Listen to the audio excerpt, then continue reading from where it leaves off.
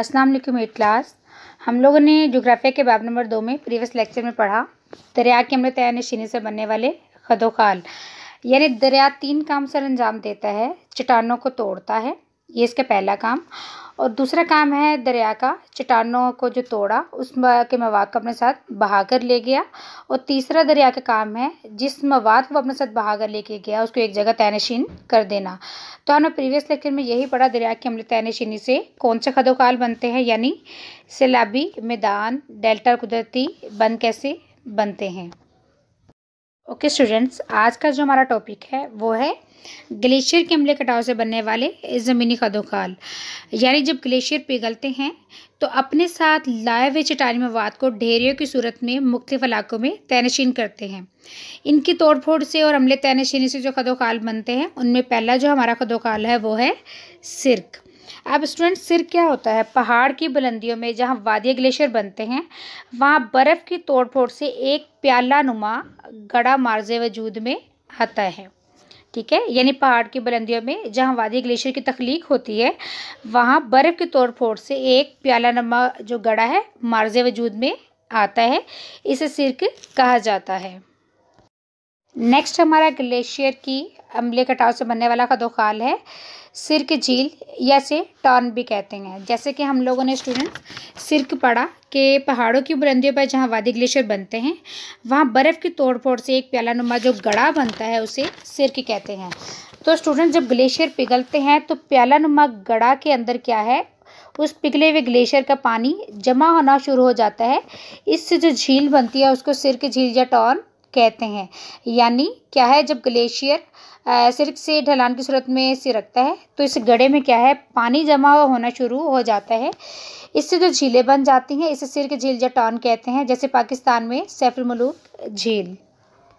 Glacier के अम्लीय कटाव से बनने वाला हमारा तीसरा खदोखाल है यूनुमा वादी।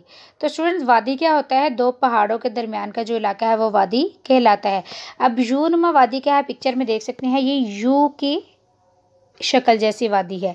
तो क्या है ये यूनुमा वादी कैसे बनती है? ग्लेशियर अपनी गुजरगाह यानी गुजरने की जगह को नीचे की तरफ से काटता है, जिससे जो गुजरने की जगह है वो कशादा यानी काफ़ी खुली होती चली जाती है और इसकी शक्ल होती है अंग्रेजी के हर्फ यू की तरह, इसलिए इसे यूनुमा वादी कहते हैं। यानी ग्लेशियर अपनी गुजरने की जगह को दोनों तरफ से काटता जाता है और क्या है कि जिससे इसकी गुजरने की जगह बहुत ज़्यादा खुली हो जाती है और इसकी शक्ल होती है अंग्रेज़ी के हर्फ यू की मानित, इसलिए इसे यूनुमा वादी कहते हैं। जैसे पाकिस्तान में कागान, नेरान और हुंजा की वादियाँ। वादी ग्लेशियर के अम्लीय कटाव से बनने वाला जो हमारा चौथा खदोखाल है स्टूडेंट वो है मोल्लक वादी। तो स्टूडेंट, जिस तरह एक दरिया से कई छोटे दरिया आकर मिलते हैं, इसी तरह ही एक बड़े ग्लेशियर में कई छोटे ग्लेशियर जब आकर मिलते हैं तो इनकी वादियाँ दूसरे वादी ग्लेशियर की निस्बत काफ़ी बुलंदी पर वाक़िया होती हैं। इस तरह की वादियों को हम मोल्लक वादियाँ कहते हैं। तो स्टूडेंट, वादी ग्लेशियर के अम्लीय कटाव से बनने वाला हमारा आखिरी खदोखाल है गरकाब वादी। अब गरकाब वादी क्या होता है, इससे पहले मैं आपको बताना चाहूँगी साहली इलाके स्टूडेंट्स वो इलाके होते हैं जो समुंदर के किनारे के इलाके होते हैं। अक्सर जो पहाड़ी इलाके होते हैं वो समुंदर के साहिलों के साथ वाक़या होते हैं, जहाँ वादी ग्लेशियर सीधे समुंदरों में उतरते हैं। तो क्या है स्टूडेंट्स, तो इनमें समुंदर का पानी दाखिल हो जाता है, ऐसी वादियों का हम गरकाब वादी कहते हैं। यानी बहुत से ऐसे पहाड़ी इलाके होते हैं स्टूडेंट जो कि साहिलों के साथ वाक़या होते हैं। जब वादी ग्लेशियर सीधे इन समुंदरों में जाकर उतरते हैं तो क्या है, समुंदर का पानी इन वादियों में दाखिल हो जाता है, ऐसी वादियों को हम गरकाब वादी कहते हैं। जैसे डेनमार्क में, नॉर्वे में ऐसी वादियाँ आम हैं। अब हम पढ़ेंगे स्टूडेंट्स ग्लेशियर की अम्लीय तयनशीनी से बनने वाले खदोखाल। तो ग्लेशियर की अम्लीय तयनशीनी से जो पहला हमारा खदोखाल बनता है वो है इतराफ़ी बार। यानी ग्लेशियर अपनी वादी को हमेशा खुला करने के लिए क्या करता है, उसको इतराफ़ यानी साइड से काटता रहता है। ये टूटा हुआ चट्टानी मवाद ग्लेशियर के दोनों किनारों पर एक ढेरे की सूरत में जमा हो जाता है। तो क्या है, इसे इतराफ़ी बार कहा जाता है। यानी ग्लेशियर अपनी वादी को खुला करने के लिए साइड से इतराफ़ से काटता रहता है। इस तरह टूटा हुआ चट्टानी मवाद किनारों पर ढेरी की शक्ल में जमा हो जाता है, इसे इतराफ़ी बार कहा जाता है।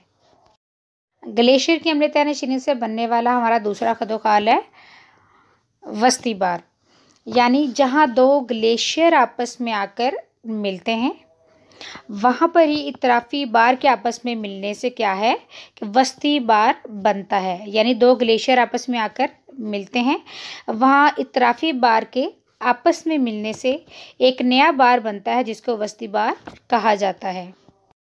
वादी ग्लेशियर के अम्ल तैयार चीनी से बनने वाला जो हमारा आखिरी खदोखाल है वो है इख्तितामी बार, यानी ग्लेशियर के आखिरी सिरे पर जमा होने वाला चट्टान में वाद क्या है, पीछे हटने से एक ढेरी की सूरत में जमा हो जाता है। यानी ग्लेशियर का जो आखिरी सिरा होता है वहाँ चट्टान में वाद एक ढेरी की सूरत में जमा हो जाता है और इतराफ़ी बार से जाकर मिलता है, इसको इख्तितामी बार कहते हैं।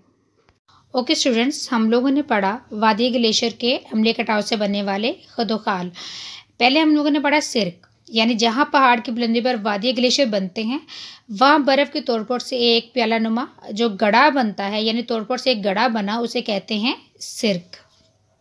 सिर्क झील या टॉन किसे कहते हैं, यानी सिर्क हम लोगों ने पढ़ा कि वादी ग्लेशियर की तोड़फोड़ से एक गड़ा नुमा जो बनता है नक्श, उसे सिर्क कहते हैं। और जब ग्लेशियर पिघलते हैं तो क्या है कि इस गड़े में पानी जमा हो जाता है, इससे जो झील बनती है उनको सिर्क झील या टॉन कहते हैं। जैसे पाकिस्तान में झील सैफुल मुलूक और सतपारा, ऐसी ही झीलें हैं।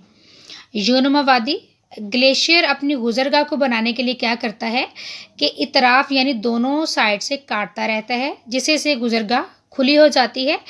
इसकी शक्ल होती है अंग्रेजी का हर्फ यू की मानद, इसे यूनुमा वादी कहते हैं। जैसे पाकिस्तान में कगान, नारान और हुंजा की वादियाँ।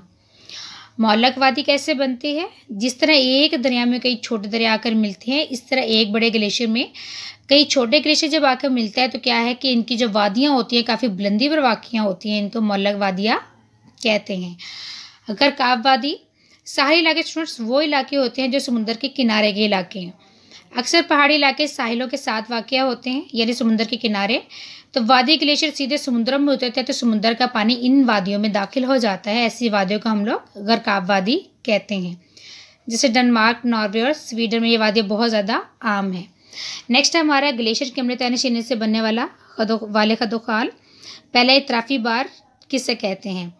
ग्लेशियर अपनी वादी को खुला करने के लिए इतराफ़ यानी साइडों से काटता रहता है और टूटा हुआ चट्टानी में वाद ढेरी की शक्ल में तयनशीन करता है, इसे इतराफ़ी बार कहते हैं।